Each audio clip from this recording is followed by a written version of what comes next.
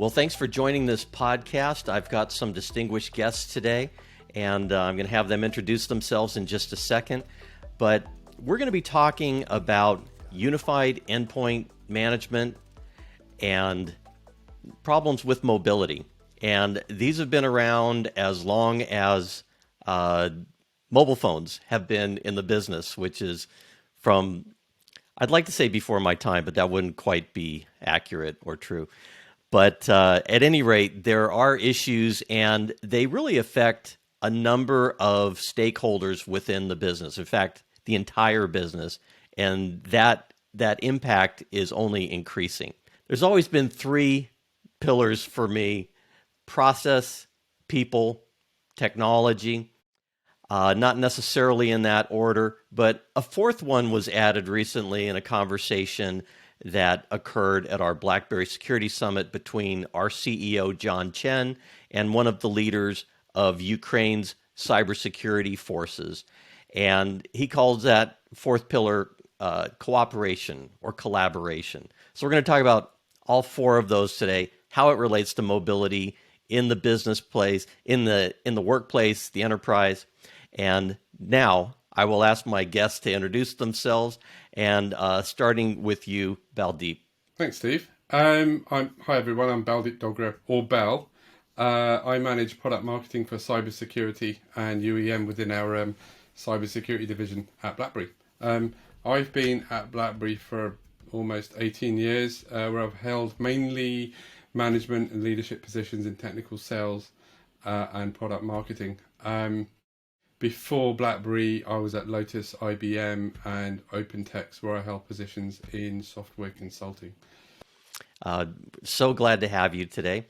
And Alex, would you introduce yourself? Sure, Alex Willis. I lead the SE team for BlackBerry globally, and I also lead the ISV partner program as well. So, a couple hats. But in my SE role, we spend a lot of time in market talking to our customers, understanding what their needs are, understanding their challenges across many verticals in different segments. So, in that regard, I think we're pretty close to, what's actually happening in the market. And then we create that, or we're in a position in between, our customers and our product management team as well. And my background is in consulting as well. I was with the Microsoft consulting practice at EMC. So a lot of time spending with customers and kind of designing systems for them, again, aligning technology and services with an organization's goals. And I've been at BlackBerry for 21 years. Wow. That gives you an idea of the depth of expertise that we have here, and what a great perspective to share. What are some of the challenges people are facing? So let's set the stage a little bit. Alex, let's start with you. Why is the mobile attack surface expanding right now? It's kind of a big question. I don't know that it's expanding now. I think with the advancement in devices and, mobile network speeds over the last many years, I guess now, people are starting to do more with their devices. The other thing, there's an obvious impact of something like a pandemic where, people have to work remotely. But I would say, that trend had been started already anyway. So, people want to be able to do their job wherever they are. And, that trend had started. And the thing that the pandemic did was it just made it urgent. So while we were kind of, maybe an organization had an opportunity to kind of schedule this out and kind of dip their toes in and start releasing or making available additional data and applications, once the pandemic hit, it was tomorrow or today. It wasn't even like they couldn't even, have a few months to deal with it. They had to do it by tomorrow. So, and I think since we've gone through that now, a lot of us talked about that as being almost like a pilot or a POC for organizations to really, see what it's like to allow, work on mobile from various devices, including many bring your own devices. And we always thought of, BYO as limited to cell phones or maybe iPads. But then it got really quickly into home computers and that sort of thing. So, I think it was a good POC. I think the industry responded.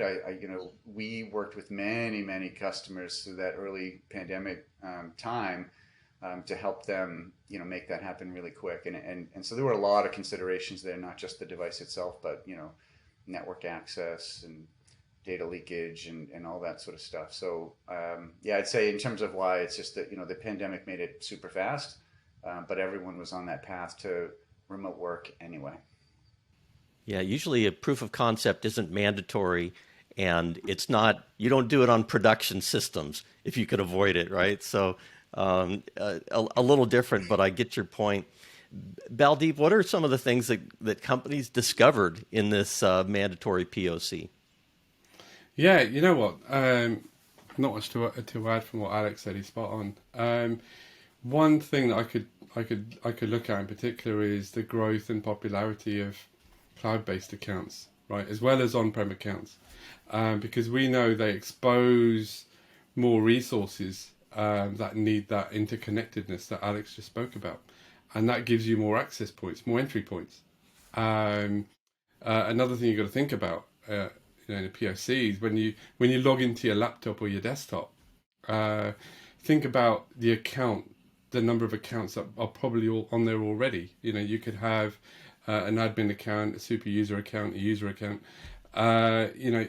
These add up, and those are access points. Those are entry points for threats, right? And that also adds to the amount of choice out there and the need for multiple devices for many. And then you end up with what we call endpoint chaos, and that's kind of increased that kind of attack surface that you've mentioned before. That might have been a bit of the catalyst as well. I think it's a good point, Val. The proliferation of cloud accounts, not aligned with something like consumerization of IT, where business units were signing up for cloud accounts for services already, and then security teams and IT teams having to rein them in and kind of manage them.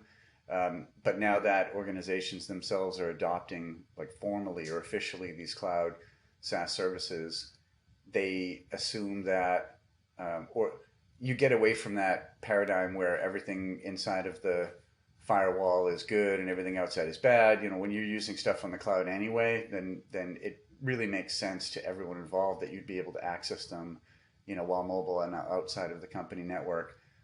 But security teams have to take a really good look at that and do the assessment on risk, and then how do you mitigate that risk and what policies you can put in place that aren't going to lower adoption, right? So you want to get the return on the investment, you want to get the productivity, then you can't make it too onerous for users to actually use that technology, or else it wasn't really worth it doing it in the first place, right? Yeah, that really touches on the first pillar, which is people. And some of the stakeholders you mentioned, the users, of course. These, a lot of people in the workplace. The mobile platforms were secondary to their workstations, right? That were behind the firewall, that were protected, that were that last bastion of the secured perimeter. That went away. Now, those backup devices that, what they used when they couldn't get on their workstation, those became frontline, and their workstations became their home computers or any number of computers. So users certainly are affected, but also you mentioned security teams. And traditionally, I think mobility was something that was handled more on the IT side of the house than security. Good talk, gentlemen. I think we're going to stop right here, and we'll be releasing these in a series so you can check out the rest of the conversation. Just watch for the podcast to post. Thank you both for joining us.